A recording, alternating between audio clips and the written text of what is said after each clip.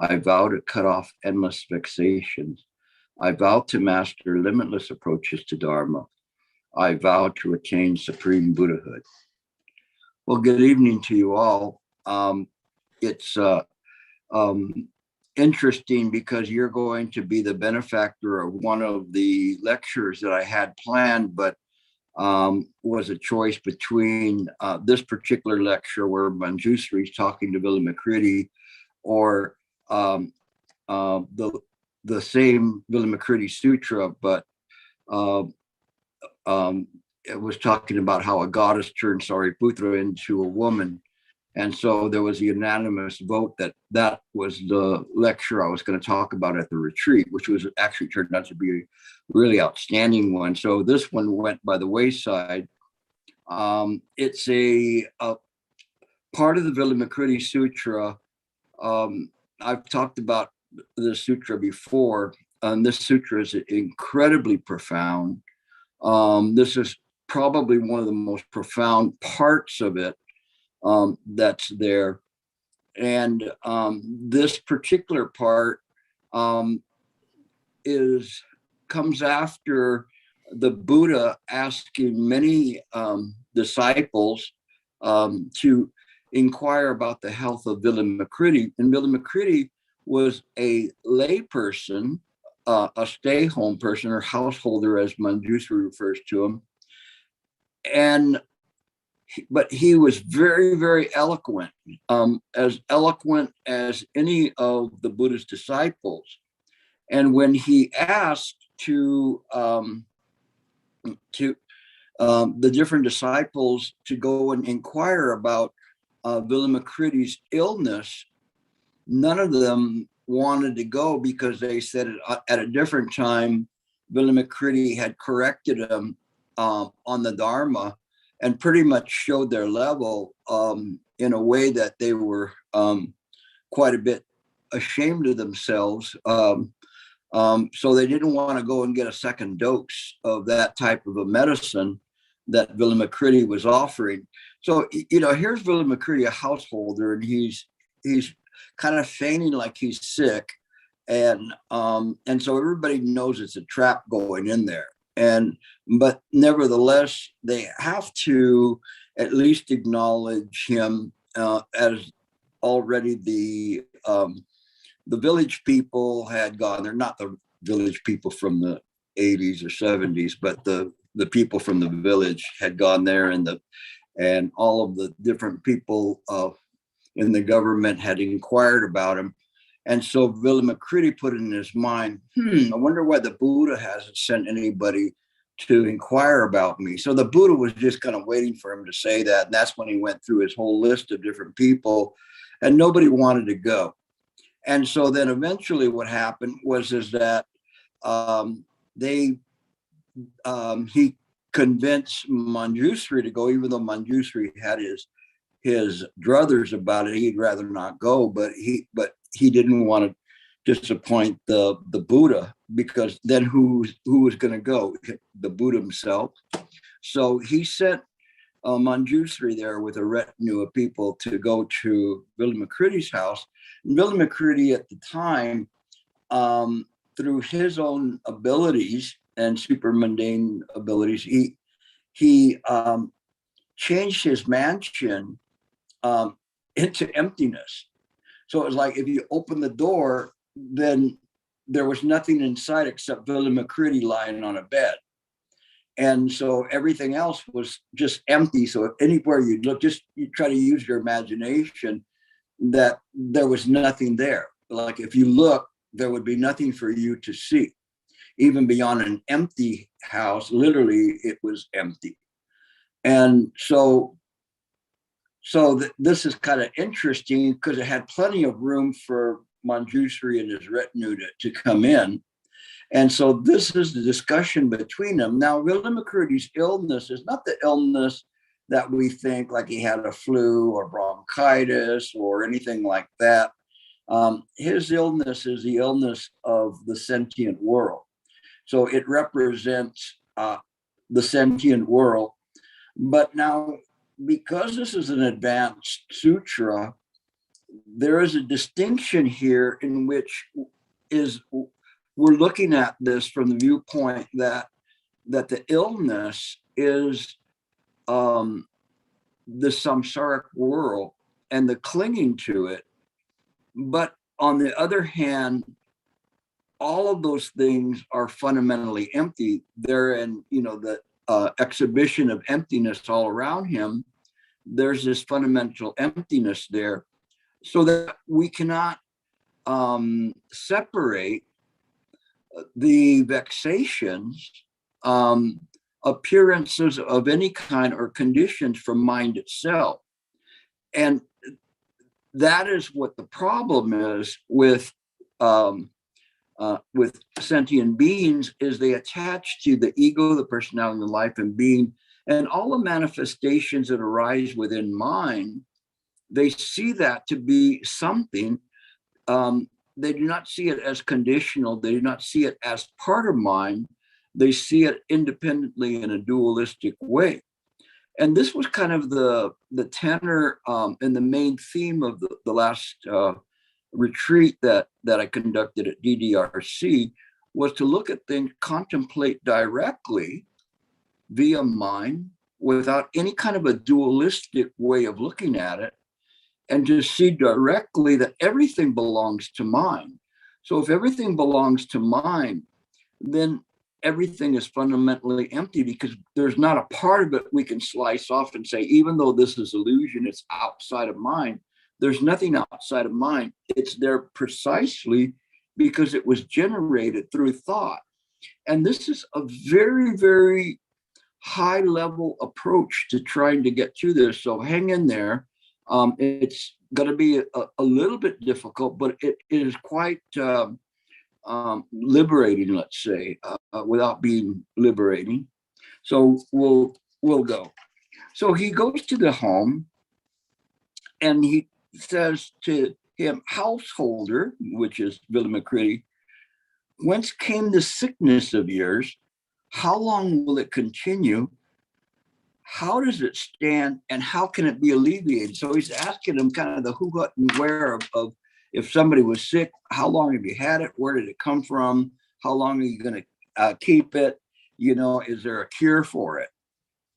So Vimalakirti replied, Manjushri, my sickness comes from ignorance and thirst for existence, and it will last as long as do the sicknesses of all living beings. So here he's pointing to the direct part and saying, okay, this is in mind, but this is appearing.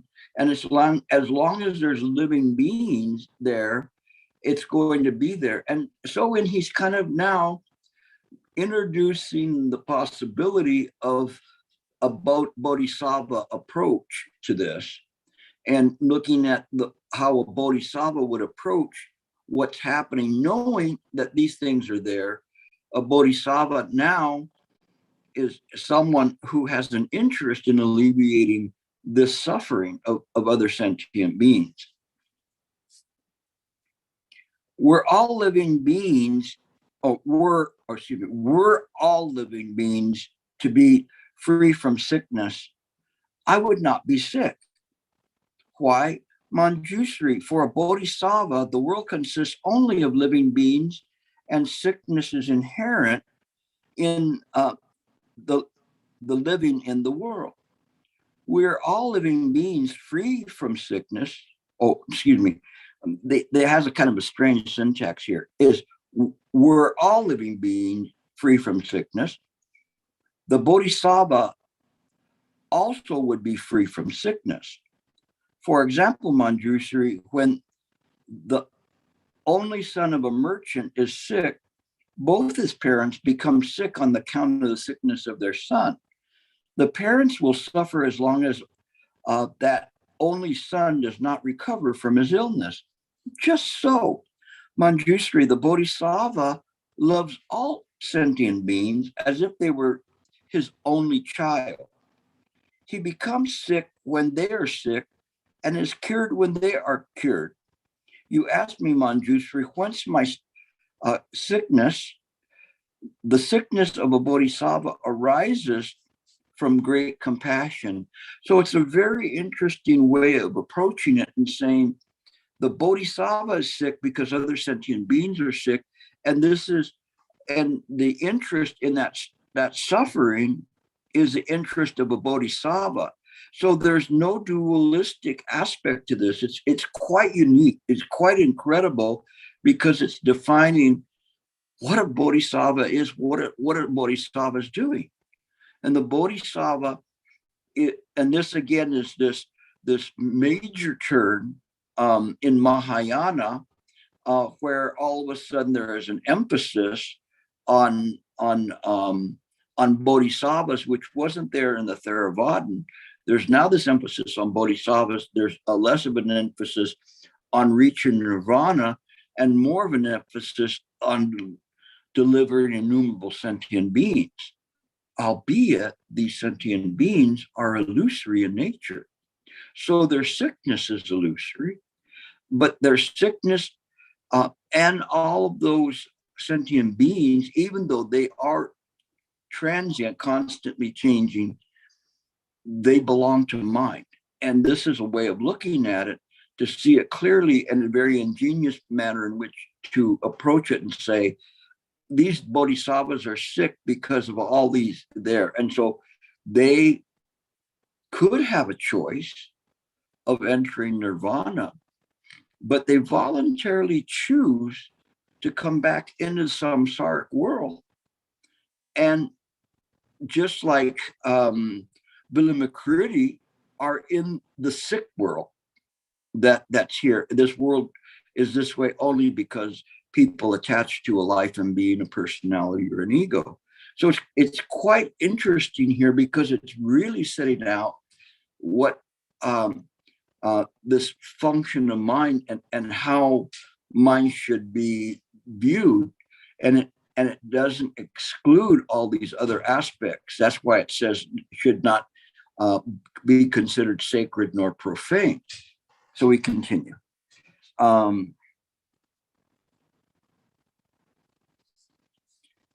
Householder, why is your house empty? You have no servants. Manjushri, all Buddha fields are also empty. So again, he's telling him why he changed everything to empty to illustrate that all Buddha fields, everywhere you might see a Buddha, you go, I want to go to Buddha land. And you go, you don't want to go there. It's empty. What do you mean it's empty? You mean like nobody's there because of COVID or what? No, it's empty. You may see Buddhas there, but they're not really individual Buddhas. It's just a manifestation. So Manjushri says, what makes them empty? They're empty because of emptiness. What is empty about emptiness? Constructions are empty because of emptiness. So he's saying constructions, anything conceptual, anything that's put together, anything that's conditioned is empty. And so in this way, instead of saying these things are illusory or they're not real, or even more so that because they appear that they are real,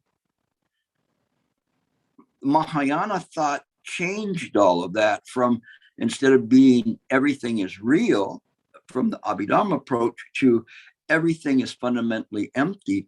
Because in this fundamentally empty, you don't get into the problem of saying if something is real, then pain is real, suffering is real, all these things are real.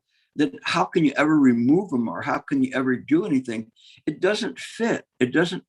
You can't support those positions. But if everything is fundamentally empty, it makes sense because it all fits together, that all of this is part of mind. We know that it's transit. We don't have to discount or do anything in terms of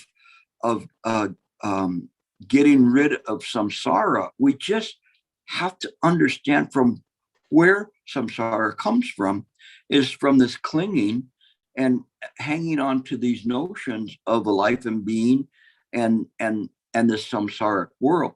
If the samsaric world is seen as it is, that it is simply a dream, then one is moving towards liberation just by that. But if we cannot see that, and we cling to the things around us as being real, then we suffer from it. So then he said, can emptiness be conceptually constructed? And Vimalakirti says, even that concept is itself empty, and emptiness cannot construct emptiness. So they're saying you cannot define what emptiness is. You cannot define what mind is. No, even the idea of saying, this concept is empty is a concept. And but it cannot construct or cannot define what emptiness is. Householder, where should emptiness be sought? Vimalakirti says, Manjushri, emptiness should be sought among the 62 convictions. Now, this is really interesting. He's saying, because the 62 convictions represents heterodox views of the world, that, for instance, the world is real, or that's eternalism, or the world is not real, nothing is real about it, and that's nihilistic. And in all of the viewpoints in between, it's kind of real but not real, whatever. All of these things are what he's referring to as these 62 convictions. And what's interesting is he's saying the emptiness could be sought amongst those 62 convictions, because you've got all of these philosophers, all these other religions saying that there is a, for instance, transmigration of souls. And so they believe that. And so the Buddhists at that point were looking at it and going, that's emptiness. What? So they completely changed the playing field, the argument. That's emptiness. Are you saying it's not real? I'm not saying it's real or not real. I'm saying it's empty. It's void of a separation. It's void of dualism. It is just the way it is, because that's how mind functions. Even these distorted views belong to mind. We claim it all. So it's kind of like a Pac-Man that takes in everything. So then how is there anything separate from mind? And that's the whole point here, is this is what was the philosophy and this deep understanding, profound understanding, that made the whole construction of Buddhism work. Because you look at it and you go, well, if we say everything is real, then that doesn't work, because then everything, there's going to always be suffering. There's always going to be this, there's going to be that. You cannot have liberations and delusion at the same time. That doesn't make any sense. But if all of those things are just considered to be fundamentally empty, then they perfectly fit in mind. And neither saying that they're real or unreal, that they exist or they don't exist. They are just there as per the function of mind. And the mind functions via pratika samapada, the causing conditions never fail. So this is where they're getting to in here. I don't know how far we're going to go on this, because it doesn't require me to try to explain this. Otherwise, you're going to be totally lost. Because looking at the 62 convictions, and he's saying these are heterodox views, like contrary views, and saying, we'll take those. It's like a recycler that takes everything. I just got a bunch of magazines. We'll take a mattress. We'll take it. Whatever it is, it's all in mind. And then he says, where should the 62 convictions be sought? They should be sought in the liberation of the Tathagatas. So right away, there's a complete twisting and changing of the coin of the realm, where it's no longer the standard of whatever's the most precious is the most valuable. Everything is in the liberation of the Tathagata. So the liberation, they look at it. I've mentioned many times where they say that the Tathagatas use the vexations of sentient beings to practice. It's not separate. It's all included in there. It makes sense. So where should the liberation of Tathagatas be sought? It should be sought in the prime mental activity of all living beings. So this is interesting. He's not saying that the individuals are lives and beings, but he's saying that the prime mental activity of these sentient beings is where one should find the liberation of the Tathagata, because it is the Buddha mind that is being used by everyone, irregardless of whether they know it or they don't. It is this Buddha mind. Awakening to that then is the liberation of a Tathagata. So we use this prime mental activity to do so, but without calling it a name or without calling it you or me. It's very, very interesting. Manjusri, you asked me why I don't have any servants, but all Maras and opponents are my servants. So Maras being some kind of an evil manifestation or something that can distort things and to keep you from being liberated. He says, why? The Maras advocate this life of birth and death, and the Bodhisattva does not avoid life.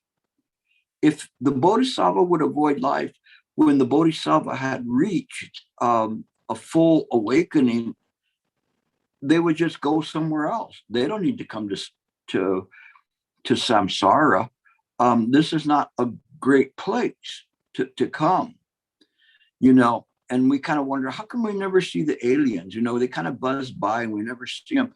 Perhaps our world isn't really that great of a place to visit, and so they just come by and they go, oh man, forget it. That looks like really, really bad down there, and they just go, we'll pick up a few, to probe and peck, but that's about it, but here the bodhisattvas come back. They come back into that. Why? Because it is the function of the bodhisattva, the function of mind to do so.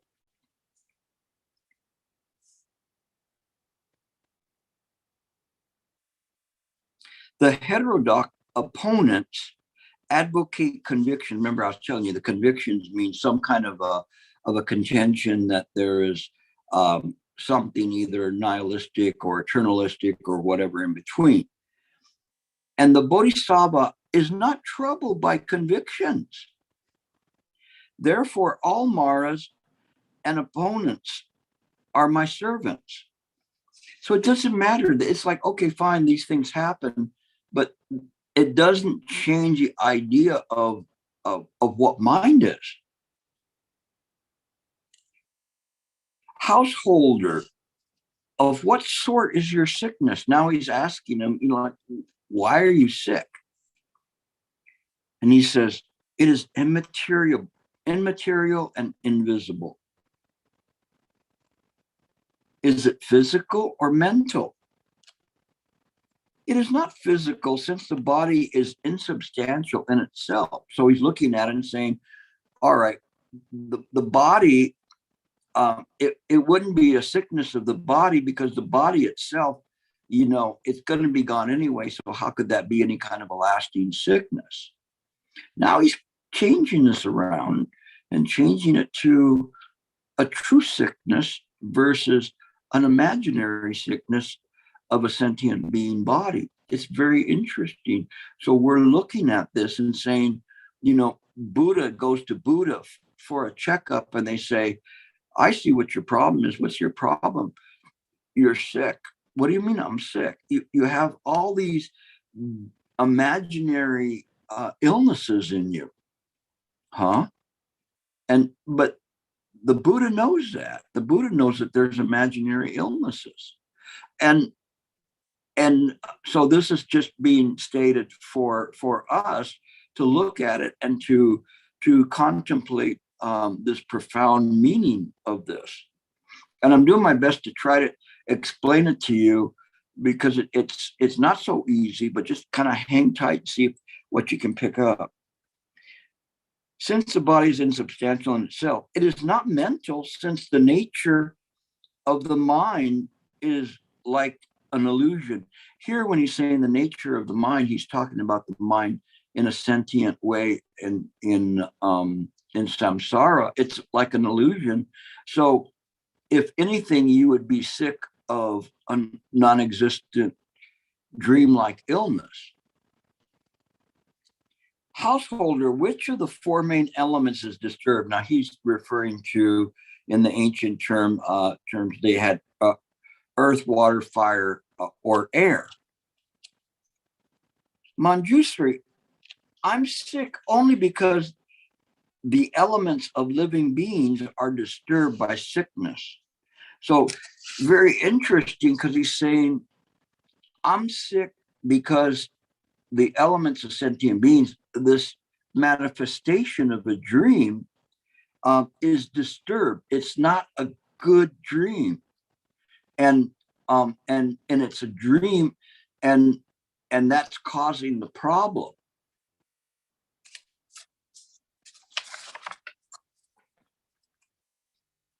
Householder, how should a bodhisattva console another bodhisattva who is sick? He should tell them that the body is impermanent, but should not exhort him to renunciation or disgust. So, in the right time, you would say to somebody, okay, your body isn't permanent.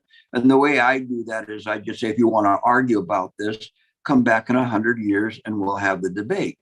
And, we'll see, what shows up, whether it's an abomination or whatever, but it isn't going to be in this sentient being form. And then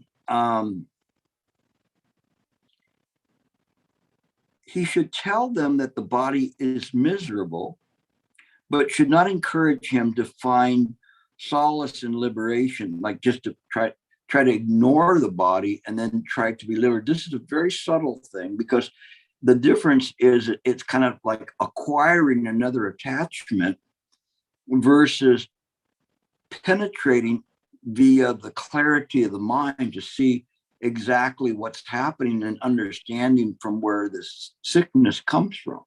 So you're not replacing it with some kind of an idealistic thing and then calling that liberation.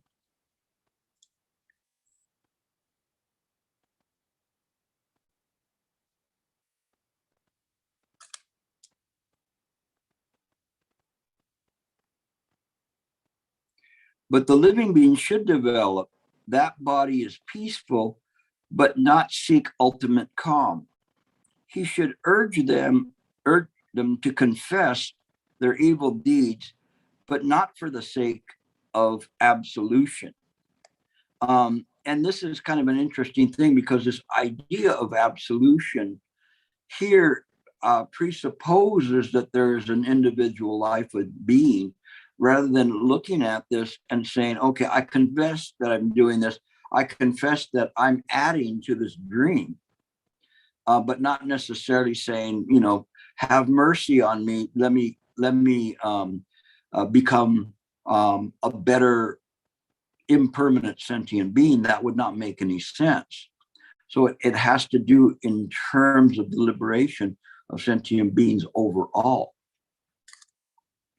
He should encourage his empathy for all living beings on account of his own sickness, his remembrance of suffering experienced from beginningless time, and his consciousness of working for the welfare of living beings. So again, here, the Bodhisattva is using the vexations of sentient beings to practice, and he understands it based on that.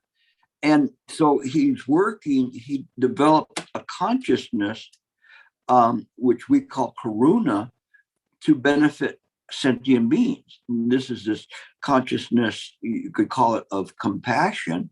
It's a consciousness of compassion in this way, because in fact, there really isn't any compassion because everything belongs to mind, but we develop this in order for the benefit of these, of the welfare of living beings.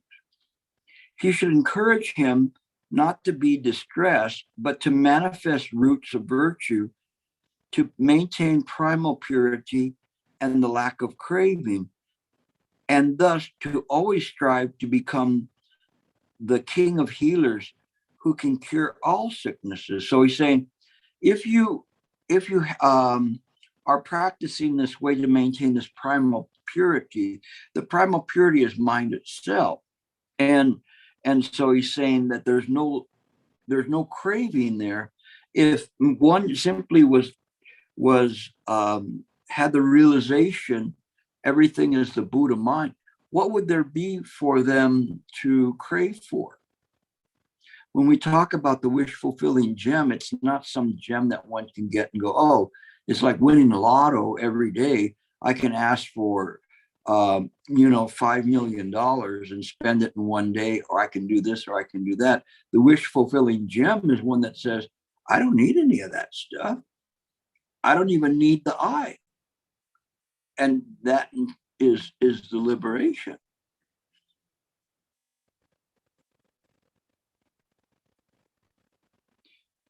Noble sir, how should a sick bodhisattva control his own mind? Now he's saying, how should a bodhisattva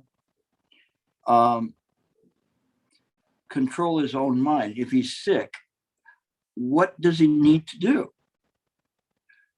Manjushri, a sick bodhisattva should control his own mind with the following consideration. Sickness arises from total involvement in the process of misunderstanding from beginningless time. So I'll stop there because that's already quite a bit. So he says it arises from this total involvement in the process of misunderstanding from beginningless time. And it's very interesting, every once in a while I'm on YouTube and I see something and there's all these people playing cards, and they have like 4 of a kind or something, and they're betting, and then they push all their chips in. So they're saying, I'm all in. And little do they know that the other person has a better hand, but they think that this is the hand to play. And so they're all in. And that's what he's talking about, this total involvement. I'm all in this world. What do you mean the world is a dream? No. The world is not a dream. This is real. You hear that? That's pure wood. And everything is real. I'm all in on this. You sure? Yeah, I'm all in. And so that is what happens is somebody comes in and they're totally involved in the process of misunderstanding from beginningless time. It arises from passions that result from unreal mental constructions. No, I'm so smart. I'm the most smartest person, or I'm the most handsome or more beautiful woman. I'm this, or whatever it is that one thinks about, that the ego can produce and say how clever, beautiful, wonderful you are. And so then it says, hence, ultimately, nothing is perceived which can be said to be sick, but we see these all from these unreal mental constructions. Why? The body is the issue of the 4 main elements. And the 4 main elements, again, was the ones I mentioned before. My brain is fried. Water, air, I think it was wood. I might mix them up with the other ones from metal and stuff. But in any case, it's elements of construction. And it says, hence, ultimately, nothing is perceived which can be said to be sick. Why? The body in issue is the 4 main elements, and these elements, there is no owner or agent. So if you look all around you, I would imagine you will not find a little tag that says, made in the USA, made in China, made in Taiwan, made in, you name it, wherever you think. There's nothing there, and you're not like a Cabbage Patch doll that has a name coming in. It's not attached to you. So all of these things are just simply these constructions. And so it says, the body in issue, in the four main elements, no owner or agent, there is no self in this body, except for an arbitrary insistence on self, ultimately no I, which can be said sick, can be said to be sick, can be apprehended. Therefore, thinking I should not adhere to any self, and the I should rest in the knowledge of the root of the sickness. And the root of the sickness is he should abandon the conception of himself as a personality and produce the conception of himself as a thing. So there you go. And all this time you thought that was your name, but your name is a thing. You're a thing. But at least you got a name, right? So you are a thing. What is a thing? How would you define a thing? Nobody want to take a crack? Not too hard. If somebody said to you, what is a thing? Comprised of all elements in the universe? Say that again? Comprised of all elements in the universe? All the elements of the universe? Comprised of. So you're a cosmic atomic thing? Sure. A thing. It's interesting. So what is a thing? So it's an aggregate, right? Would you say? And so being an aggregate, it is constructed of other things. Would that be the case? Correct. So there's no independent thing that you would call a thing. It is dependent on other things to not only create it. Well, wait a minute, because if we're talking about creating, then what created it? The only thing that could have created it was causes and conditions. Which is the mind. Mind. Which is the mind. Right. Right? So it's kind of interesting because all of a sudden we hit against the mind and say, well, that's the only thing that could have created this. Because all of these things that you have, whether we go to the periodic table of all these different elements, it's all part of mind. Go ahead. No? All right. We continue. But it's very interesting because in terms of looking at this and trying to do that, you run right away into that nothing can be called a thing that isn't connected with something, and if there was a thing, then we would have to have this idea in that way as a dualistic, that there's a subject and object, something to call it a thing, in terms of rather seeing it, but when we look at it, these things, they don't negate the things, but what they do is say that they have no independent existence apart from being part of mind. Okay, we'll continue on.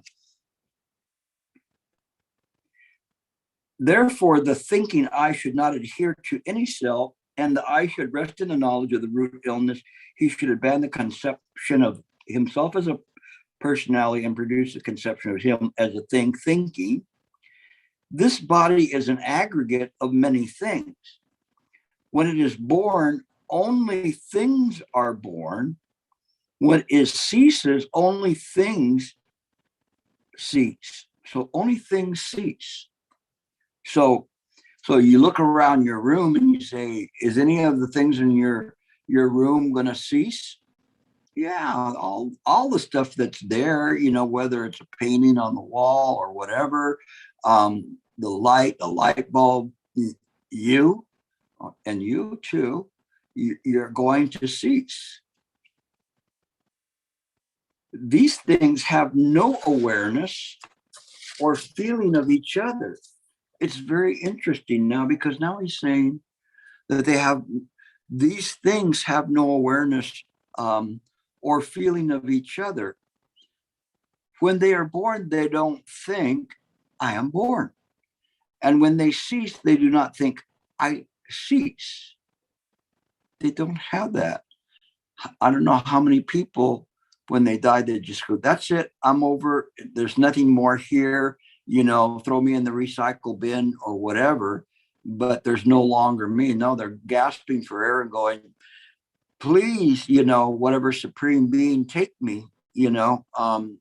I believe in spooks or whatever they have to get them going and to assure a continuity there. But what it's saying is that they're born, and there's nothing there. It's an aggregate.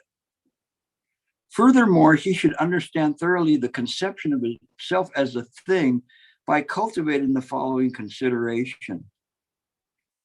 Just as in the case of the conception of the self, so the conception of a thing is also a misunderstanding. So whatever we see this and we say, oh, this is a bracelet. It's a thing. Oh, let me look it up. If it's a thing, it's not really real.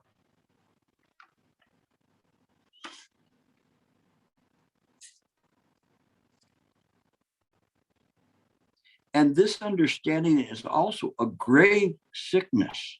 So looking around and calling things is a grave sickness.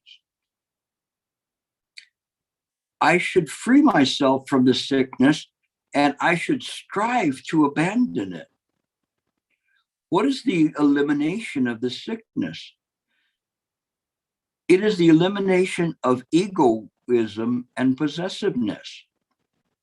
So possessiveness and egoism, you're clinging to things. You see things from a subject object, which is already creating the duality, and then you're seeing things as my problem, my space, my environment. You're stepping into my environment. Don't step on my lawn. Whatever it is that you hold precious to yourself, now you've got this possessiveness to it. My gosh, even the color of people's skin, people have a possession about the something very strange, just the skin color.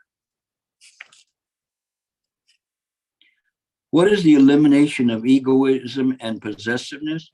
It is free from dualism. Remember, we talked about that. If anything, if there's a thing, there's got to be dualism.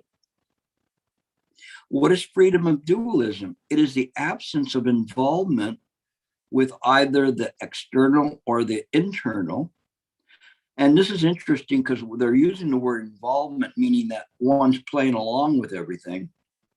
And without really a discernment that this is a thing.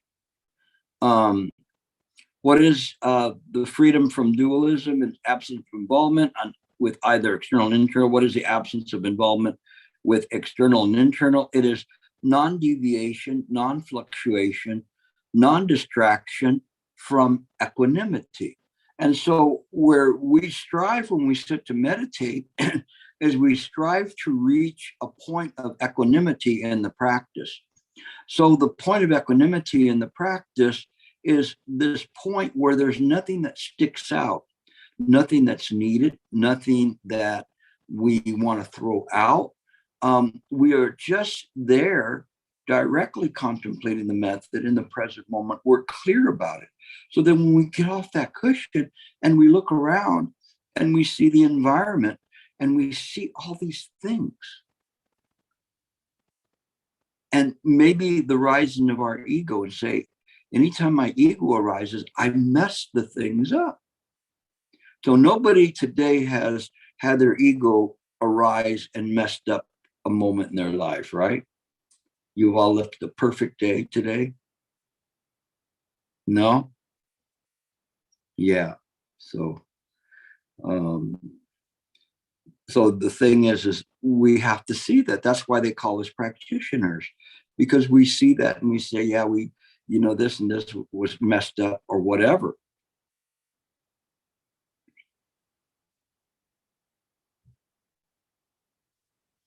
What is equanimity?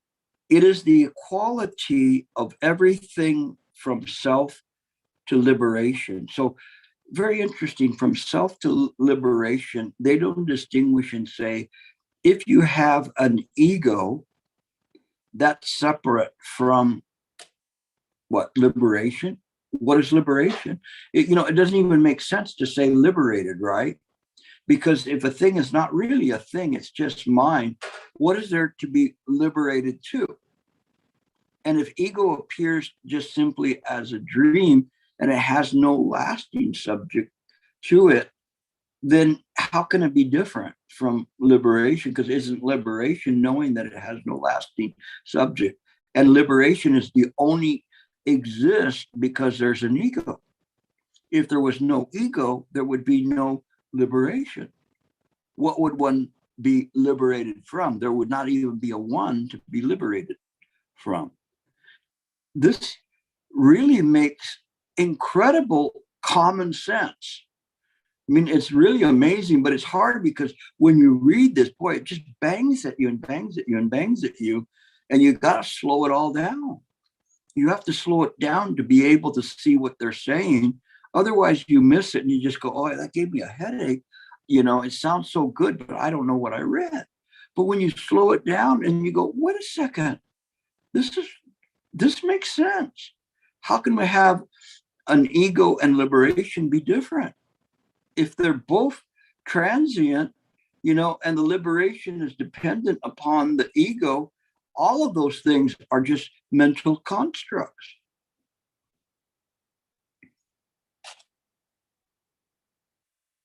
And they're saying, why is this? It's the equality of everything from self to liberation.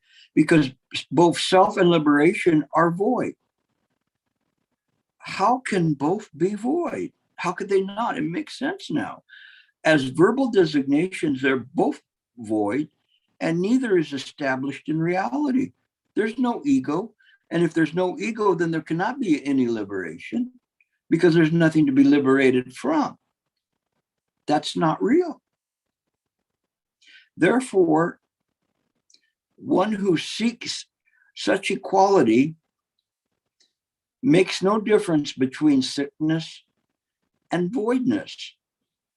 His sickness is itself voidness, and that sickness as voidness is itself void. So it's like whatever you throw in there, it's void. That's where I always say, place your mind on this emptiness or this voidness or this voidness of emptiness, however you want to see it. But whatever comes out of it, whatever you put into it, so we throw these in, boom, we put them in, anything else. Okay, I have a couple of cards here. I'll throw those in, and I'll throw this coffee cup in. And what comes out? Voidness. It's a voidness machine. Whatever you throw in is void. Wherever you look around, things to be thrown in are void. So what is voidness here? Voidness is not other than mind itself. We don't call it anything. We can't call it emptiness. We can't call it voidness, really. But it is just mind. Everything that appears, this here, is made up of the fabric of mind. If mind didn't create it, it would not appear to exist. But we don't have to say, does it exist or it doesn't exist? It is just some flashing moment in mind. Does it disappear? Or does it reappear? If it's mind, it's just mind. We don't have to worry about that. We don't have to say, that those beads are eternal or they're non-existent. It's very interesting manner of looking at things. The sick bodhisattva should recognize that sensation is ultimately non-sensation, but he should not realize the cessation of sensation. This is very important. So they're really going to great pains to pick up all of this so that you don't you don't do it. So they go, you know, so and so doesn't like it. That's okay. I don't feel anything. I don't feel anything. I don't, whatever. It's an arrogance or a pride that's arising in terms of that shouldn't be there. We're here as bodhisattvas to help other bodhisattvas, to break this chain of the appearances of reality, but it is not something that we just say, oh, I don't have any feeling. It isn't that you don't have feeling. You don't have this involvement with things where all of a sudden, you're caught up in the dream. That's different. But if you're here, you know exactly what your function is, then it's not any different from anywhere else in the billion Buddha worlds.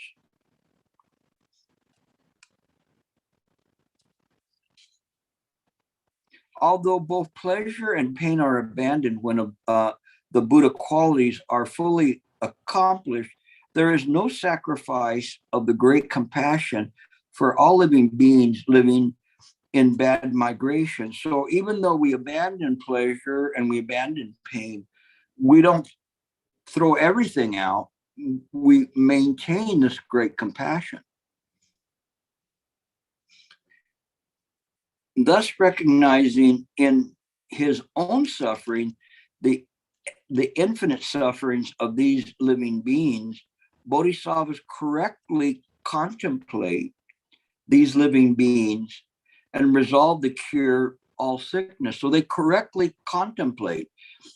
Contemplation is not thinking. Contemplation is not thinking of things. It's seeing things as they are, appearances within mind.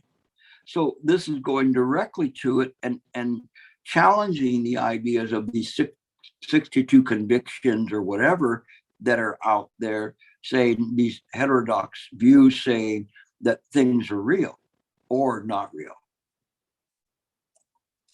As for living beings, there is nothing to be applied and there is nothing to be removed. One has only to teach them the Dharma for them to realize the basis from which the sickness arises. And what is that Dharma that we teach? Is that essentially this nescient entrenchment of ignorance, that there is an individual life and being or ego or a personality. And they say, what is this basis? It is the object perception. Insofar as apparent objects are perceived, they are the basis of sickness. And again, so they're going through, they talked about sensation, now they're talking about perception. All of this then is going to what? The five skandha. So it's moving through these five skandha and saying, you let go of these things. They're not real. So what are the perceived as objects? The three realms of existence are perceived as objects. So the three realms of existence of desire, which we live in, form and no form existences, we see those as fundamentally empty. There's no objects within them. What is the thorough understanding of the basic apparent object? It is non-perception. Now, so we had gotten through this, and we're dealing with this object perception part of the skandhas and saying it's non-perception. No objects exist ultimately. So what is non-perception? The internal subject and the external subject are not perceived dualistically. Therefore, it's called non-perception. So everything is seen as in a state of equanimity. So it is not saying, I am this bracelet is me. We would say that the fabric of this is made up of the same fabric that this body's made up, but because it is created, but that which is truly perceiving it, not subject-object perception, but that it is there without this idea of the five skandha perception, using the mind's perception, that is That is the unborn, uncreated. That is the Buddha mind.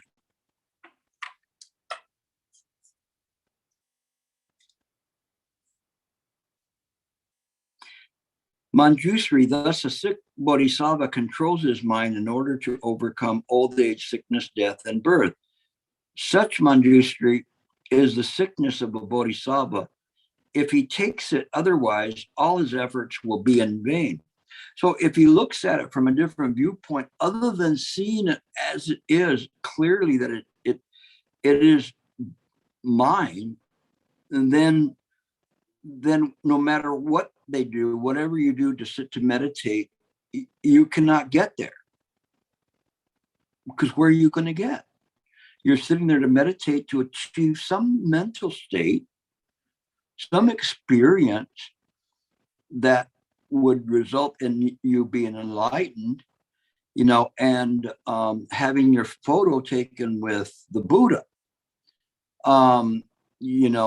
That's not possible. If you want a photo with Mara, that's a lot easier to do. It probably only cost you about $5,000 and probably a trip to Florida or somewhere like that. I'm not mentioning any names. But in any case, that's easier. But mine's just mine. It's so weird to see people laughing but not hearing their laughter. All I hear is okay.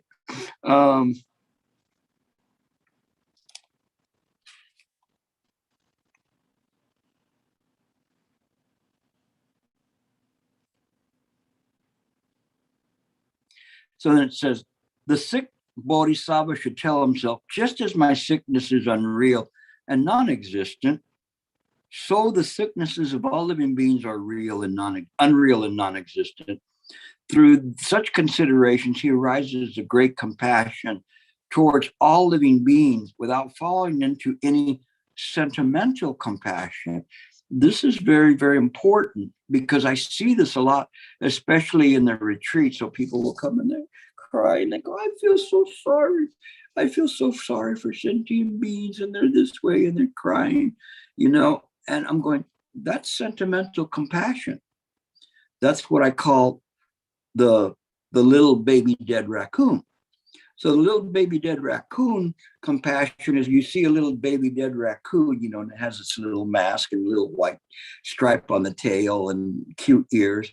And you go, oh, I wonder what happened to this poor raccoon. So then you make a little like hole and bury it, and you put some flowers on it and whatever. And you go, may you have a better rebirth. But then if you see a dead rat in your driveway, your first instinct is to get a shovel and then shovel it up and dump it in the trash can and go, yucko, let me go wash my hands. That's sentimental compassion because it is discriminatory in its way.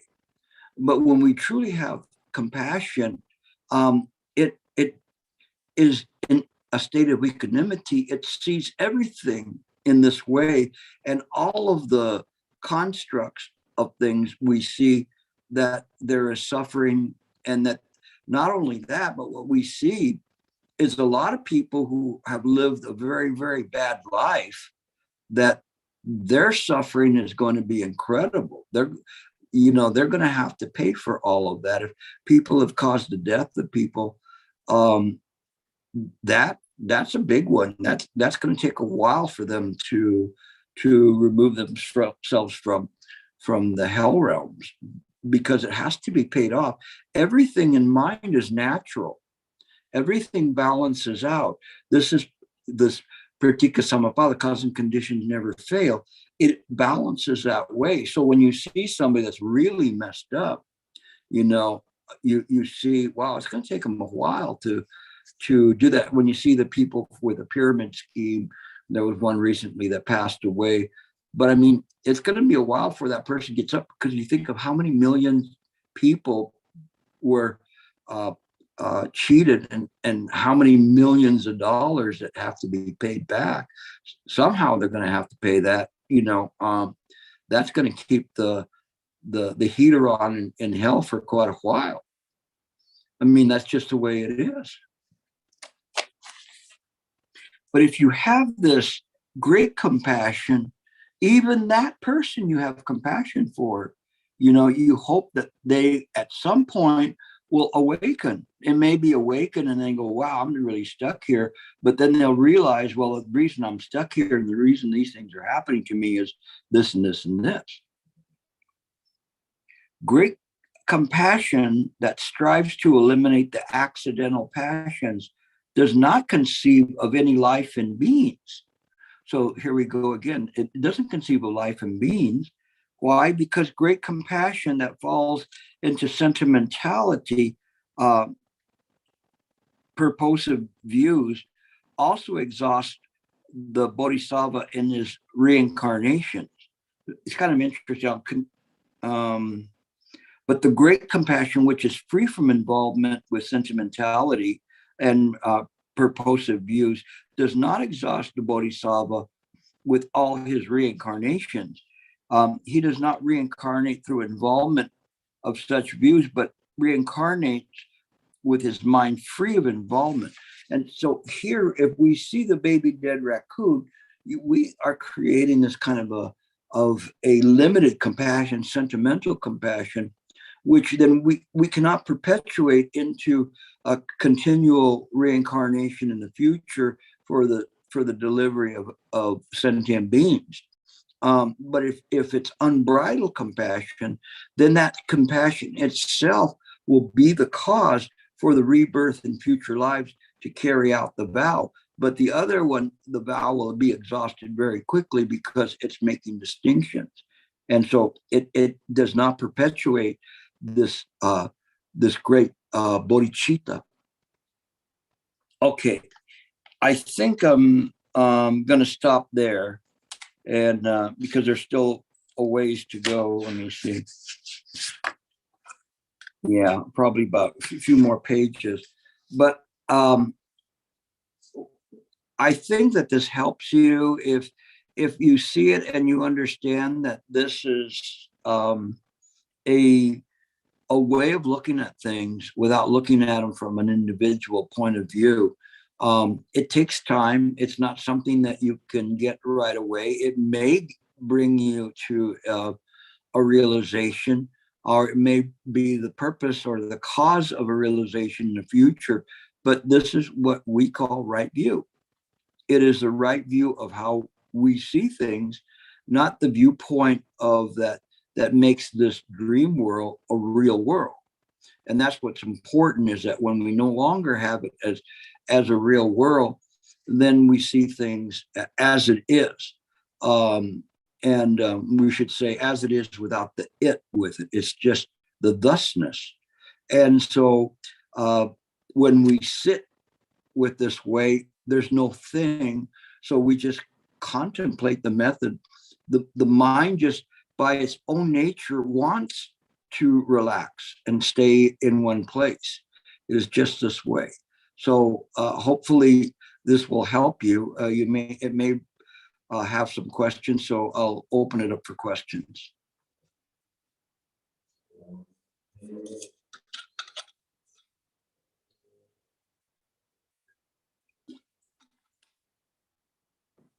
No questions today? Did I really burn you guys out that bad?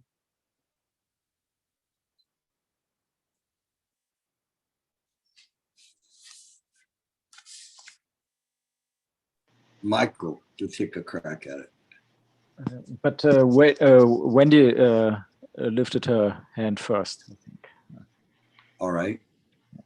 No, you go ahead. You have more profound. It's not true at all. Okay, but I ask. There's like the way you described it, that it appeared that the bodhisattva sees the suffering of illusory beings and addresses it. So it appeared that it was a mirror, like the bodhisattvas, or the bodhisattva's imperfection mirrored in the suffering of beings. So it's as if as if the bodhisattva can use the vexations of sentient beings to practice and to alleviate more and more suffering and more ignorance. But it's as if it's a perfect mirror. So in a way, you can also ask, the bodhisattva has control over the depths of the suffering, could move up and down. So why? So I don't know exactly the question, but so yeah, is there some suffering world independent of the bodhisattva, or is it always a perfect mirror? Maybe this is a question. Yeah, by virtue of the understanding of how my mind works, there is no suffering. But the bodhisattva has an interest in it nevertheless. It is, I kind of used in the retreat the analogy of a human body and one finger that has been hurt. And then the other hand looks at it, and it doesn't look at it and say, oh, tough, you got hurt, bad deal. It would go immediately to try to heal it, even though it has nothing to do with its own function. So the function of a bodhisattva overall is to take care of the entire body in this way. And it sees that function impeccably. And so because that entire body, there is no separate life and being or ego or appearances or anything else.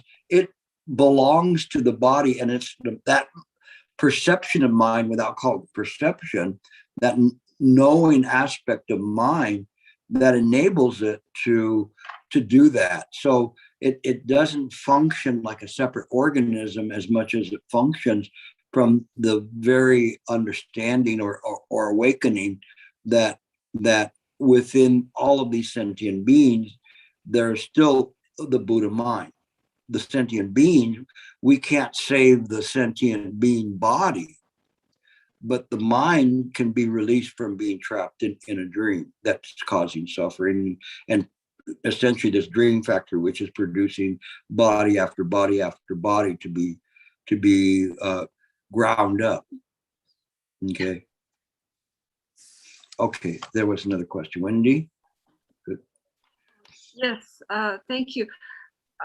I agree that my head knows it's kind of not real. It's I don't need to put my heart through meat grinder again. But when things happen, I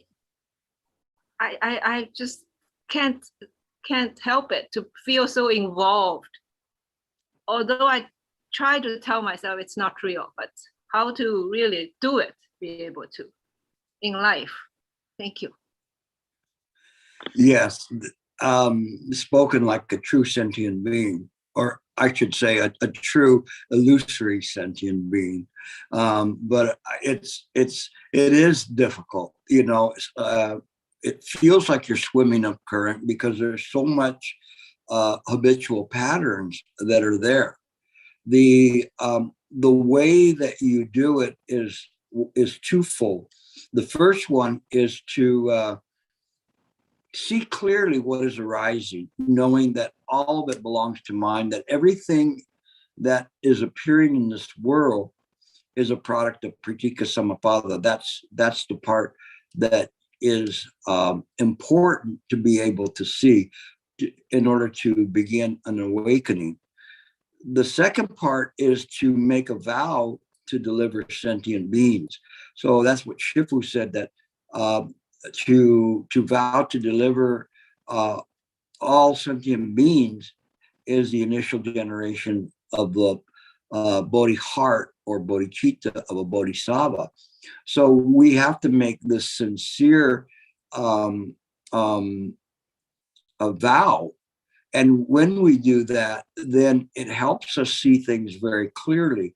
And remember because when it says to all sentient beings, that's when it becomes without discrimination. So you are working towards that all time. There is an incredible power to that generation. If you don't believe in power, all you have to look around and see the world and see how it came about. Everything that came about in this world came about from the all of the creations within mind and the delusions within mind. But those delusions are part of mind. When we understand that, then we know essentially how to unring the bell. We unring the bell by not attaching to any of that, not seeing it as it's real. So rather than trying to manifest some form of penance for what we're doing or anything, we see it as what it is, and we comport our heart and our practice to what is real. What is real is mind. We see that within this reality, there is illusory sentient being that's suffering, and irregardless of the fact that they're illusory, nevertheless is part of the Buddha mind. So as we begin to incorporate this into our daily practice, then it changes things so that we're enabled to assist others and work against what appears to be this strong current going the other way, including our own predisposition to whatever desires, aversions, discriminations, vexations that arise. We are released from those, and we can see things as they are rather than as we wish they were. Okay.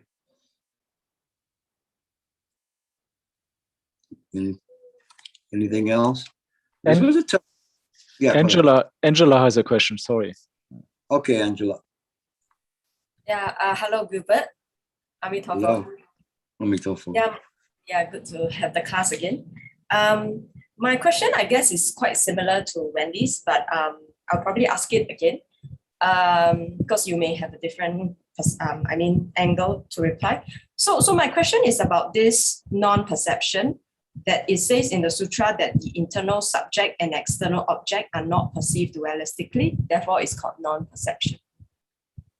So I guess, we are still asking from the perspective of a sentient being, which I speak for myself. I cannot help but see the computer as separate, that you as separate. This is like the default, right? If I want to see you or the computer as arising as my mind, it is like not the default mode. I need to work on it. So my question is, I guess, how does this non-dualistic perception happen? Does it just like zap, one day I have enough merits, what they call sudden enlightenment? Is that what it is? It's like I just keep trying and contriving. If now I'm trying to see, okay, this computer is arising as mind's perception, there's a certain level of contriving, right? It's not natural yet. So do I keep contriving and keep reminding myself this way through thought? And then one day, like boom, zap, the actual experience is going to happen. Is that what's going to happen? Yeah.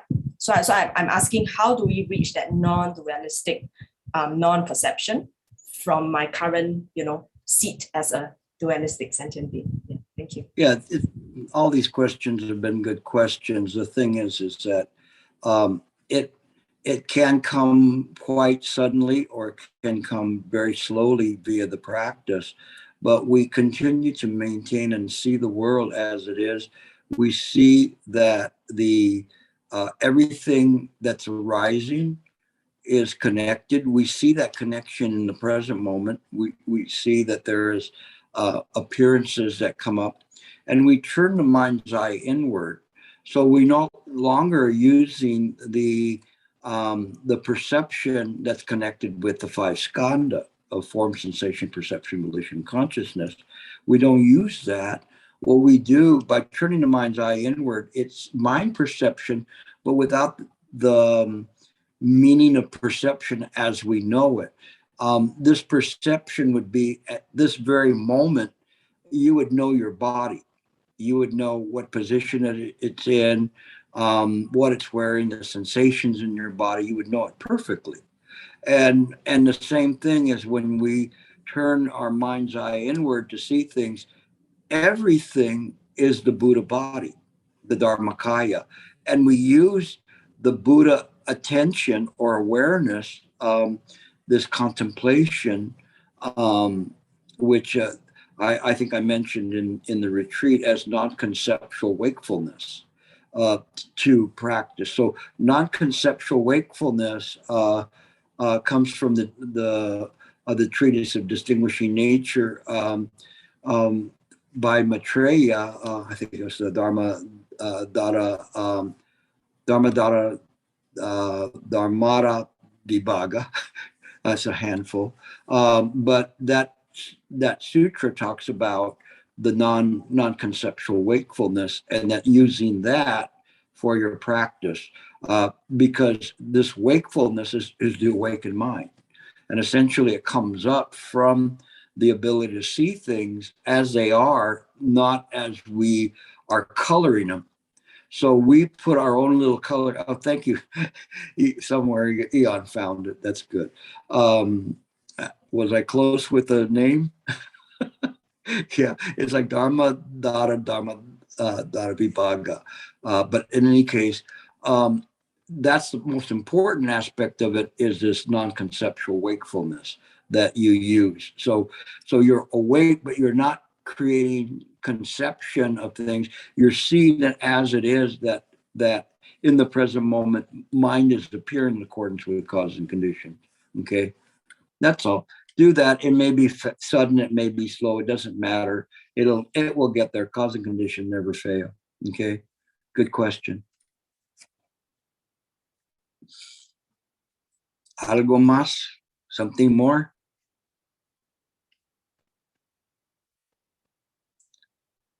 Yeah, like I say, this is anybody, because this is kind of tough stuff. It works against, I think what Wendy was saying, kind of feels like it's against the current, and of course you're working against the current. You're no longer involved in the dream factory. You're now presenting it from this idea of a wakeful state. All you have to do is just stay awake for longer. That's all. If you can stay awake for longer, it will work. The longer you stay awake, the easier it is. Okay. Oh, there it is. Robert finally popped up. All right. You have to unmute yourself. Unmute. Can't hear you.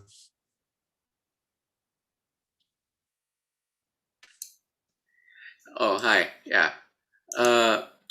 Somewhere along just today, you say when ego is not there, and or that ego is not real, and then what are you trying to liberate from when ego is not even real? So some time ago, like a couple of years ago, you used the word awareness. So as we go about our day, I mean, there's a lot of daily activities, and when we go about like functionally trying to do what is necessary during all the daily activities, I mean, ego seems to sneak in, try to take control of your steering wheel, or try to take over your emotion, and then sometimes you catch it, sometimes you don't. So when you go about your day with or train yourself, or practice to so-called turn up the awareness engine, or turn up the awareness antenna, or turn up the awareness radar. So you're trying to scan your space or your daily life as you go about.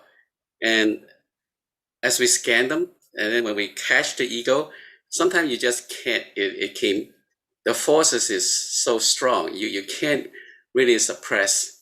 The ego took your steering wheel and then went the wrong way, and you went with it and you crash. And sometimes the ego isn't that strong, and you seems to be able to kind of nip or nip the little insect in the fire, and then you stop the fire, or you whack a mole. Like the mole pop up, you whack it, and then it pop up again. And then you hit it again in this, like in an amusement park. So is that the right way to go about in terms of practicing using awareness and training?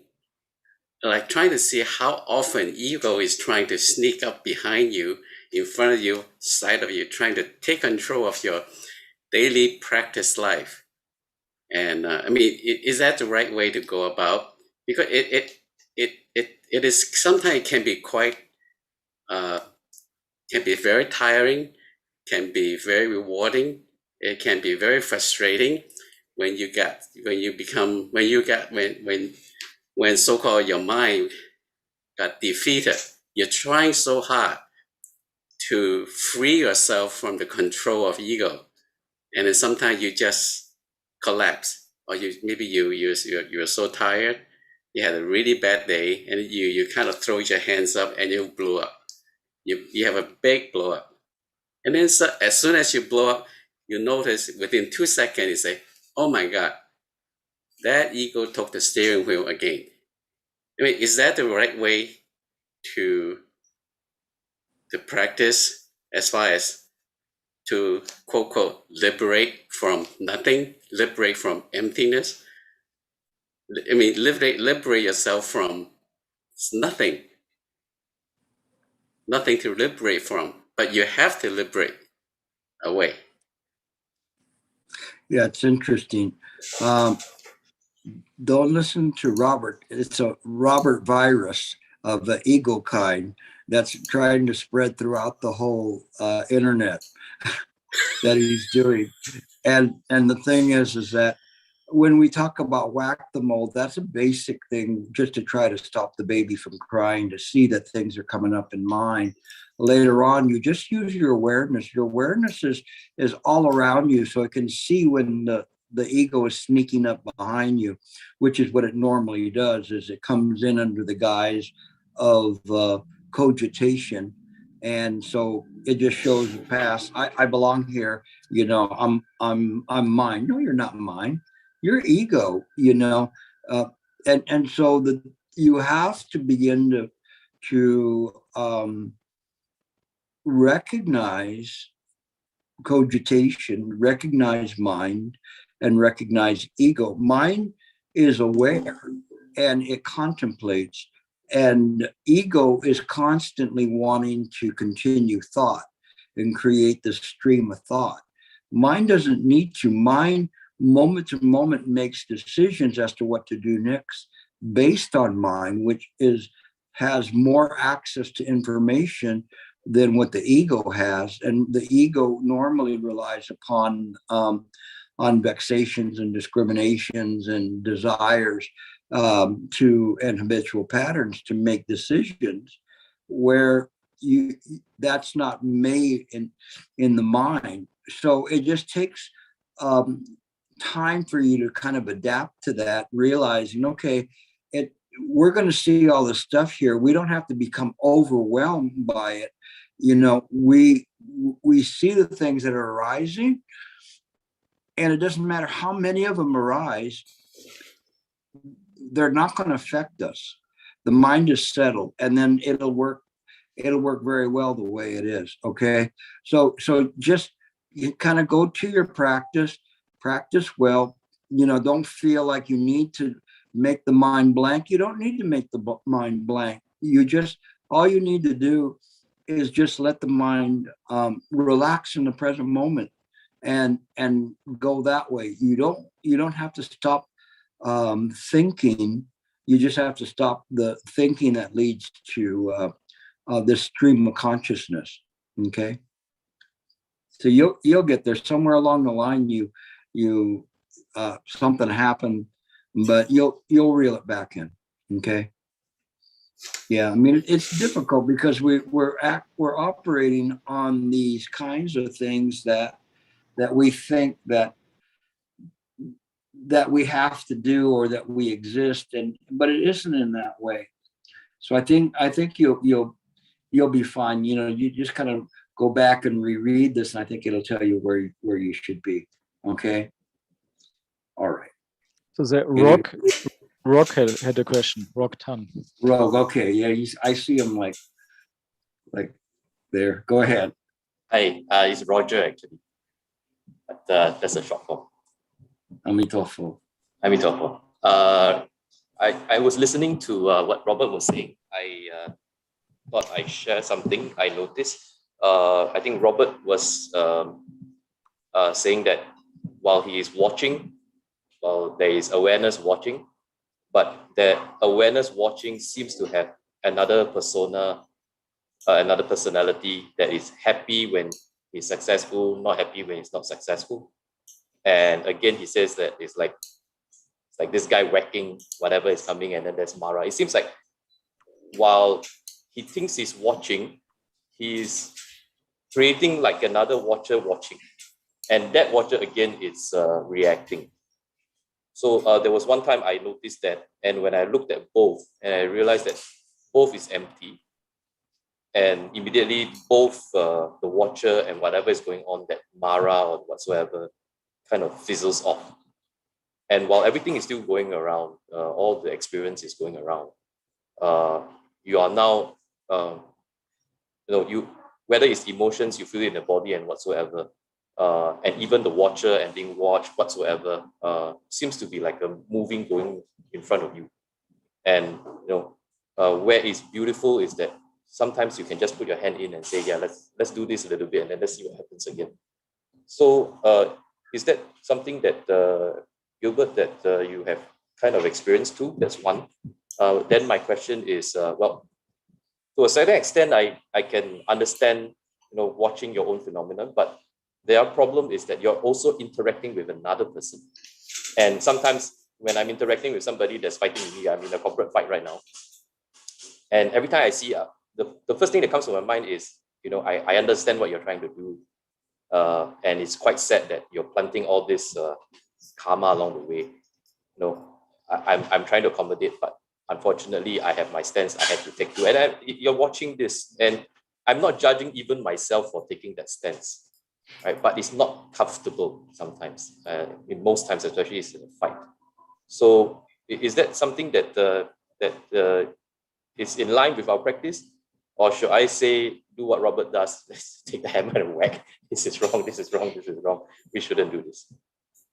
No, again, the whack-the-mole was just something like it was a negative type of a practice where you're whacking things as they pop up and you're trying to stop them. It is not the practice of awareness. The practice of awareness is to see everything in a state of equanimity. So this is where you need to be, is you need to put your mind in a state where it's aware of what is arising, but not buying into everything. And that was what was being said today in terms of the correct practice in this sutra. It was saying, what the correct practice is you have to see the things that are arising. You don't discard them, but you see them from a point of view of no involvement. So like if, let's say somebody wants to get mad at you, you're driving and all of a sudden this car cuts you off. And then you go, oh no, he's not going to do that. So I'm going to move my car forward. And then you play this game of chicken. And then if he wins because he's got a banged up car and you got a nice car, then you just go, well, I got to get even with him somehow, and so you escalate it. And then where's your practice at that point? Instead of just seeing it and saying, it doesn't really matter. It's really, we're fighting over 10 feet of space. And yeah, this person is stupid, but sooner or later he's going to cut somebody off and he's going to get into an accident. But it doesn't have to be me. And so you see the things in this way rather than buying into the ego and succumbing to the ego. And that's the sickness of the mind, is having to constantly defend your ego. It's not worth it. Okay. the peace and tranquility of the mind is so much better than defending rogue and then having rogue, coming up and causing trouble somewhere, or it's perception that somebody has done something to you.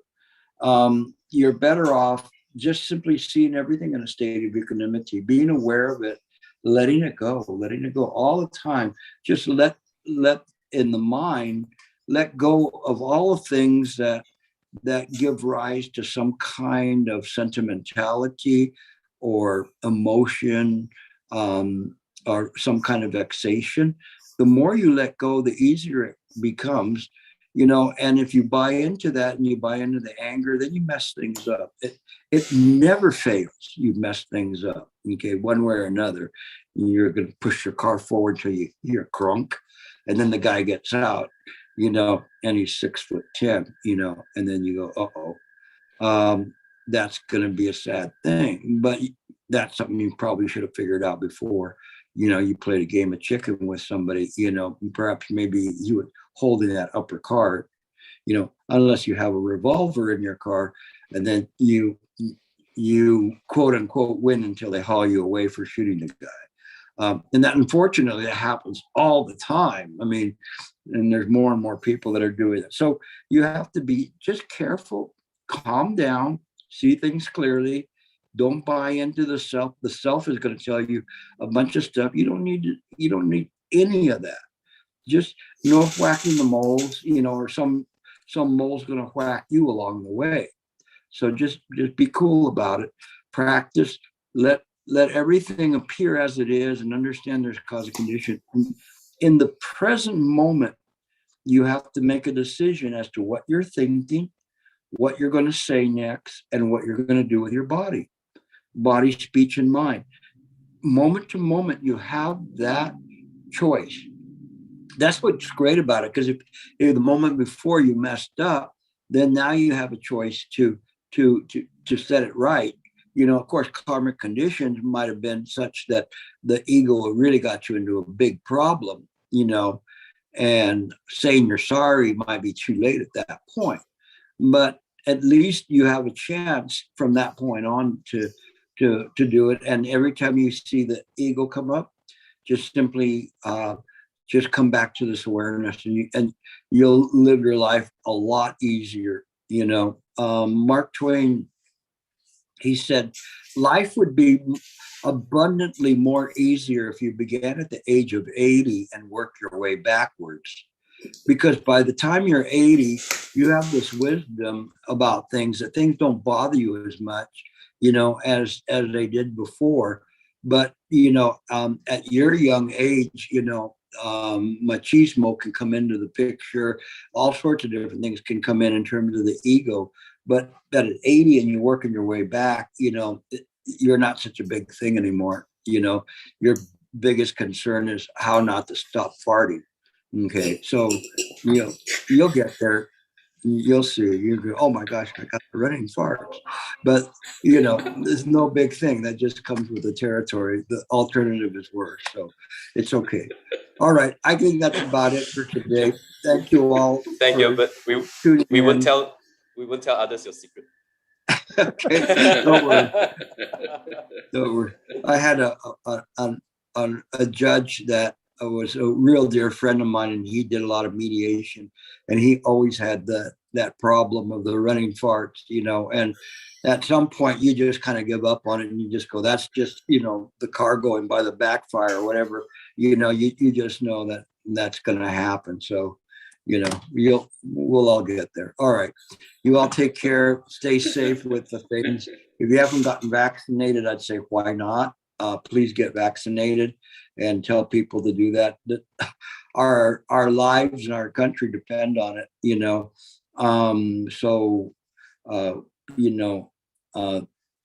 it's almost getting to the survival of the fittest, and some kind of a Darwin thing, but who knows? But please, stay safe and practice well. Amitabha. You all take care. Thank you, Gilbert. All right. Thank you, Gilbert. Good to see you. Amitabha. Thank you, Gilbert. Good night. All Good right. night. Gilbert, to you good all. night. Good night. Thank you. Right. Gilbert. Good night. Thank you all. Good seeing you. Great to meet you. Bye. Thank you, Michael.